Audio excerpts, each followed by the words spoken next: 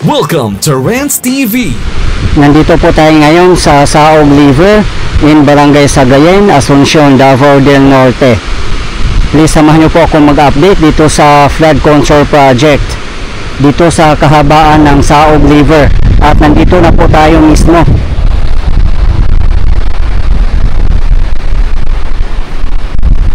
Dito naman sa Barangay Sagayen, hanggang dito lang po ang flood control.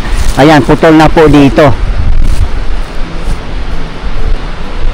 Pero doon sa bandang baba, I'm not sure kung may nagawa na po doon. Dito lang po muna tayo mag-update, guys. Kahit doon po sa kabila, putol din po ang flood control. Hanggang dyan lang po sa tapat natin. Ayan po ay dam.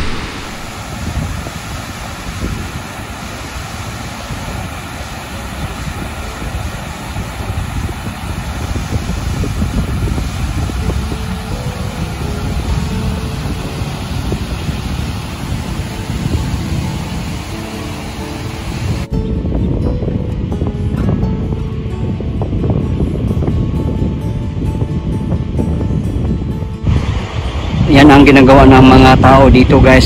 Tumatawid sila dyan sa ilog kasi wala pang tulay po dito. Mababaw naman po ang ilog ngayon.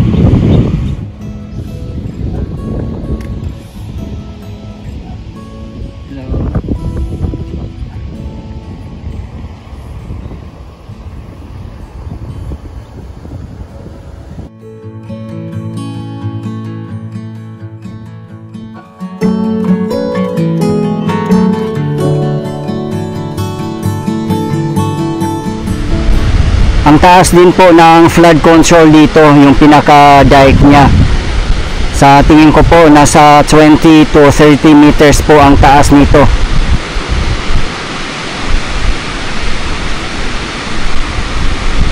Ganon din po sa kabilang side. Marami pong mga banana dito, pati mga coconut. Yan po ang mga produkto karamihan dito. Yan o, napalibutan po tayo ng mga banana at coconut. Mostly yan po ang source of income ng mga tao dito.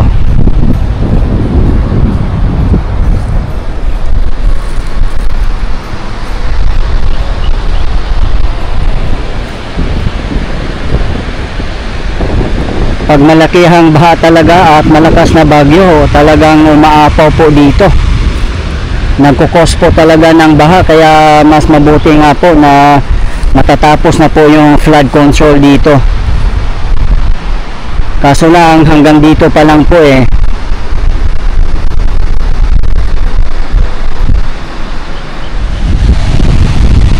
Since meron pong dam dito, meron din po siyang outlet. Pupuntahan din po natin.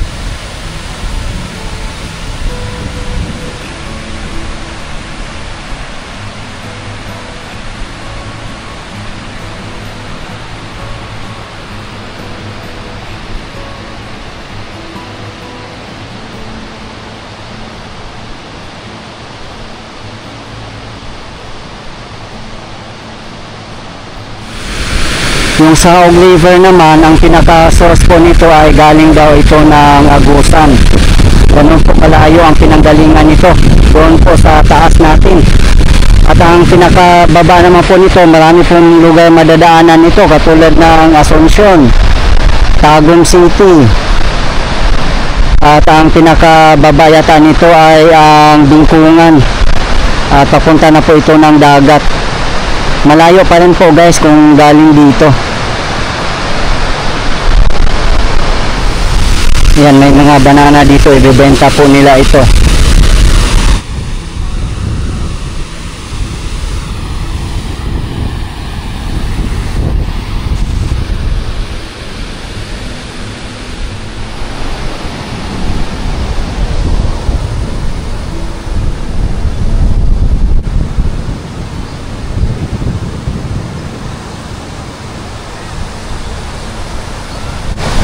Meron din po ang gate dito, kaso lang sinasara po nila.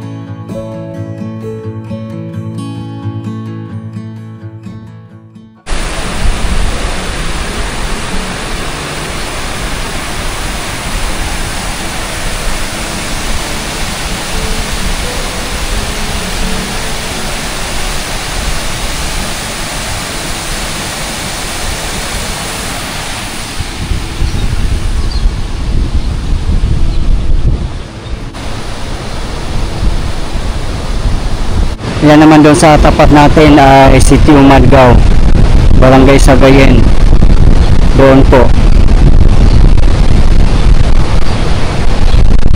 Yan, ibang linya po yung ilog dito, tapos dito po sa kabila magkaiba rin. So dito sila magtatagpo sa may dam. Kaya pag malakas na bagyo o ulan, talagang babaha po dito. At nakakontrol naman po ng dam, ganun pa man, aapaw pa rin po ang ilog dito. Kaya mas maganda po talaga matatapos na yung project dito, para din po sa safety ng mga mamamayan po dito, kasi napakapiligro po ang kanilang mga buhay pag lumaki na po ang baha.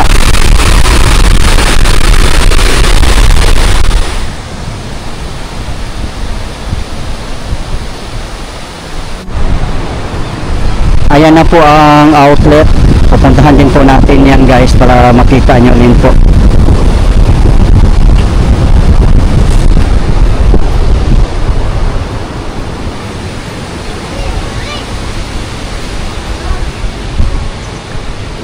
Ayan, may office din dito, oh. Office ng dam yata. Ayan.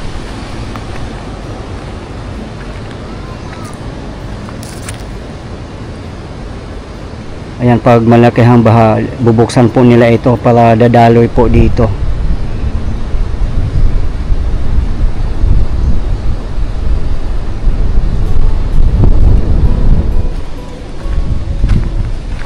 Ayan, malapad din po dito yung walkways niya.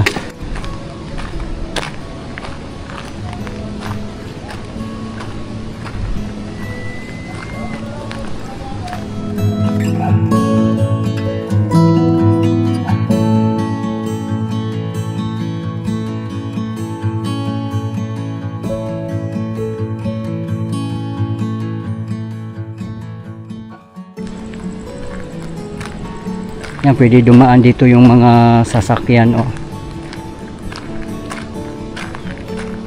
Bago lang daw ito natapos, ngayong taon lang po.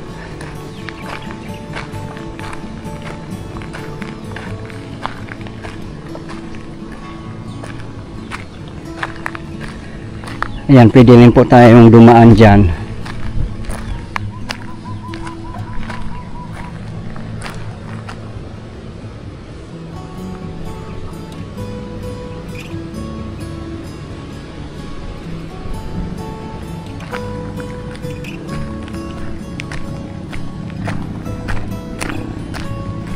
Maganda, may kalsada dito kasi maraming mga banana dito at coconut.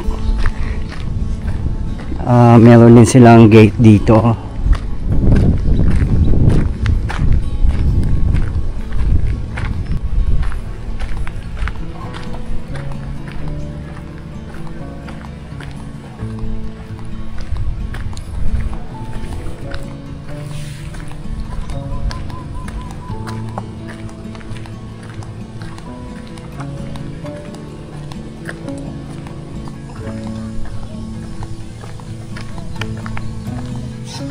Dito naman sa side, hindi pa nagagawa dito yung parang shoulder na sinasabi nila. Siguro lalagyan pa ito ng railing. Yan, wala pang nakalagay dito. Abangan na lang po natin, guys. Di ba makikita po natin na bagong gawa lang po siya eh. Ayan oh. Yung kulay pa lang po, bagong bago.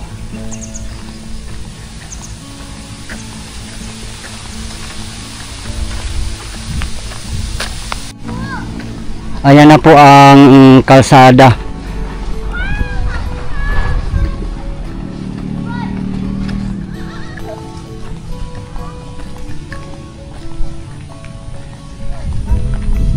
Yung kalsada naman po dyan ay rough road pa rin po hanggang ngayon.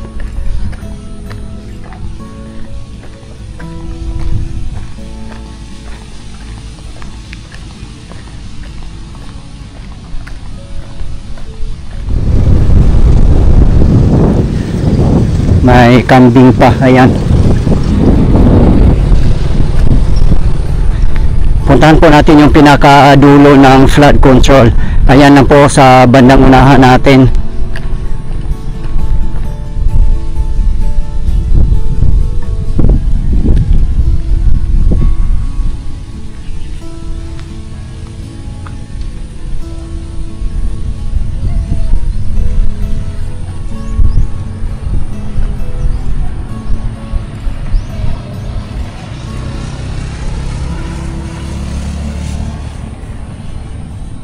Dito naman sa kinatatayuan natin, mas malapad po ang walkways dito. Parang kalsada na rin po siya.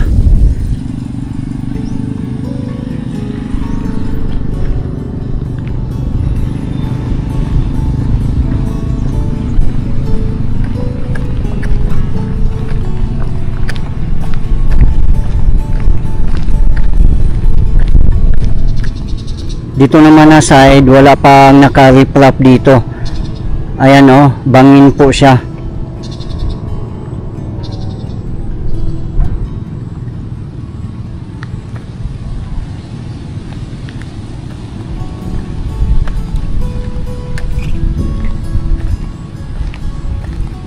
Abangan na lang po natin kung ano pong gagawin dito na side.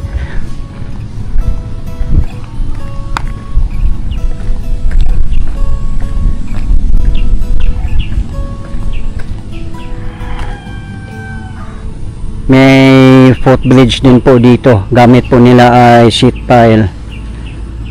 Yan, malaking tulong na rin po ito para makatawid po doon sa kabilang side.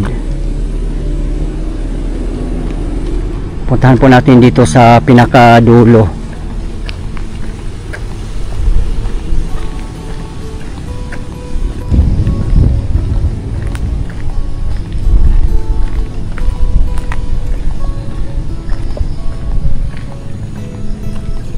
Dito po nag-end ang flood control.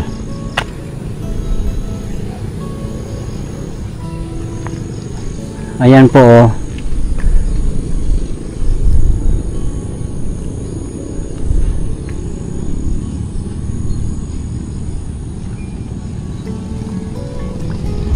Tingnan po natin doon sa kabilang side kung hanggang saan po. Dito tayo dadaan sa footbridge.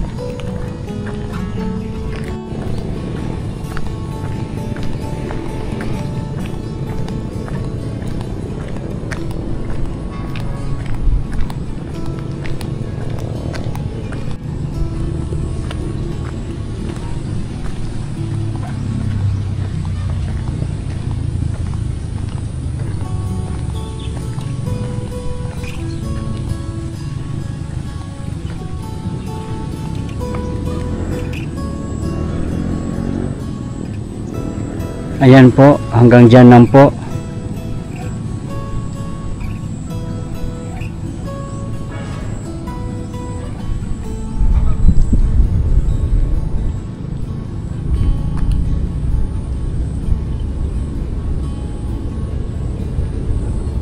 Doon po tayo galing kanina.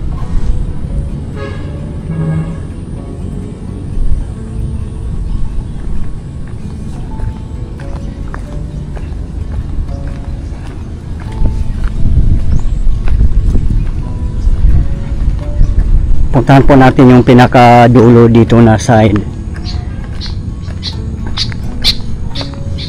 Wala pa rin pong naka-riprap dito. Ayan po, oh. Naka-lupa lang po dito.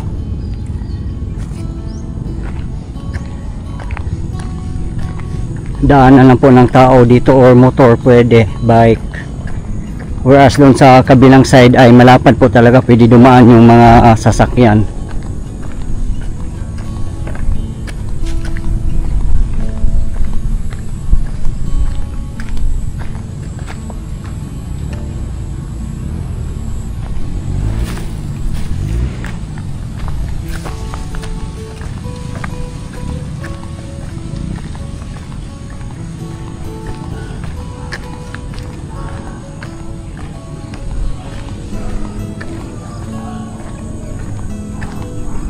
Dito na po ang pinakadulo ng flood control.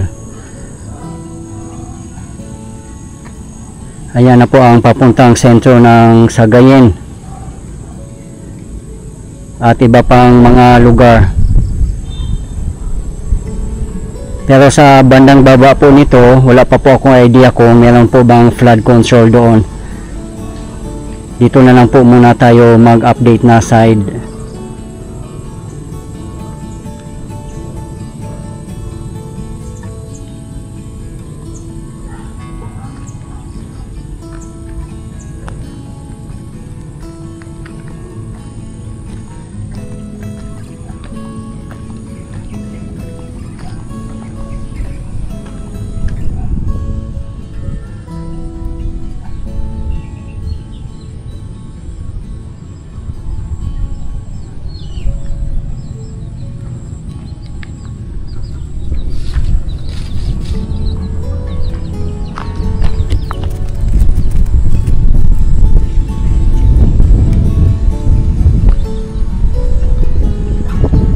Grabe, ganun pala maglakad ng kambing guys, oh, kahit sa naka-slope na dike, pwede pala silang maglakad, hindi sila nalalaglag.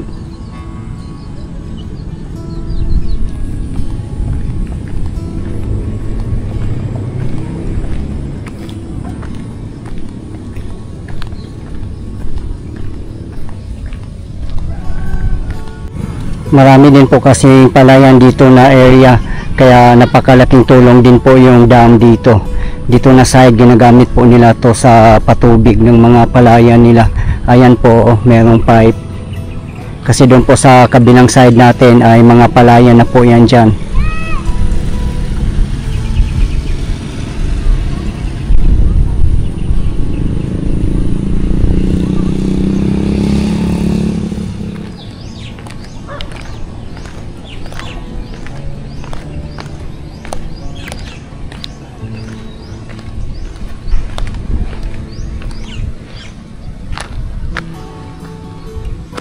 Yan, dito na po tayo sa baba.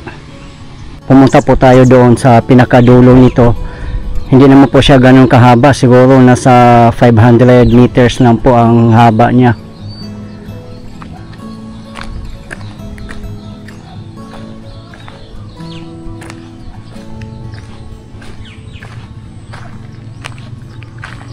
Ayan, may sheet pile din po, oh. Nakabaon din, binuhusan. Concrete po, malalim din po siguro ang foundation nito. Ganon din po sa kabilang side.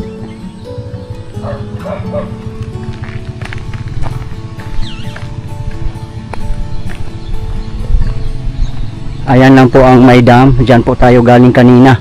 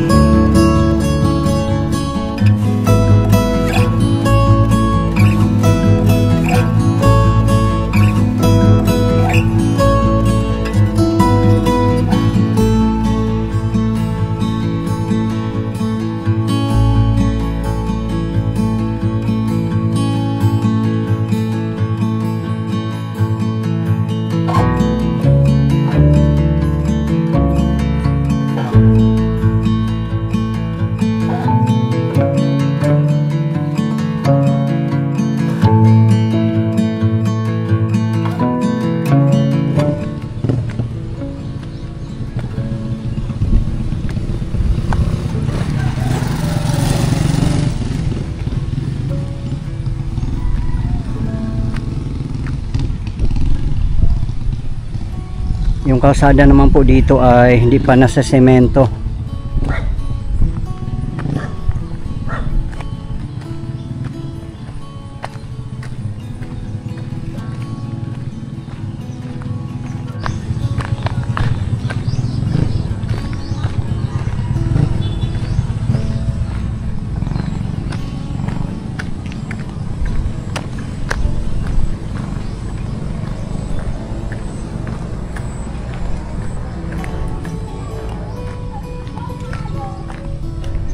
Sana nga po guys, no, matigil na yung corruption sa DPWH, lalo na sa flood control project, kasi kawawa po yung mga mamamayan, nasa peligro po ang kanilang mga buhay, yung mga nakatira sa flood prone areas. Yan, marami na po mga bahay dito kasi ayan na po ang kalsada.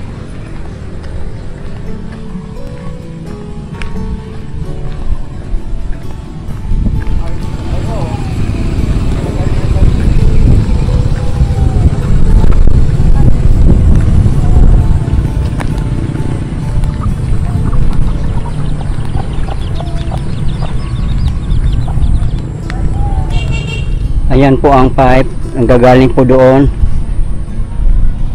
Ito na po yung mga patubig nila. As you can see, rough road pa po.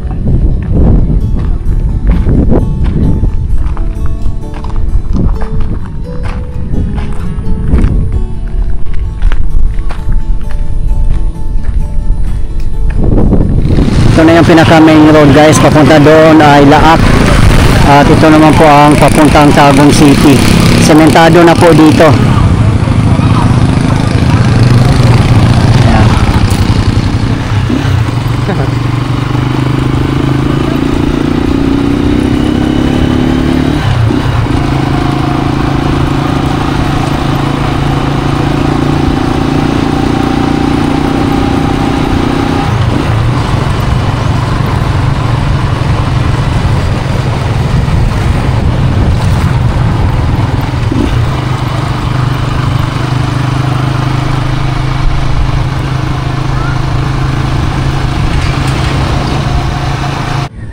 Guys, ito po yung latest update natin ngayon dito sa flood control project of Saog River in Barangay Sagayen, Asuncion, Davao del Norte. Maraming salamat po sa patuloy yung suporta at panonood ng aking mga videos. I really appreciate po, at hindi po ako magsasawang i-update kayo, lalong lalo na po sa mga government infrastructures. Mabuhay ang Pilipinas. Okay guys, thank you for watching and keep safe everyone.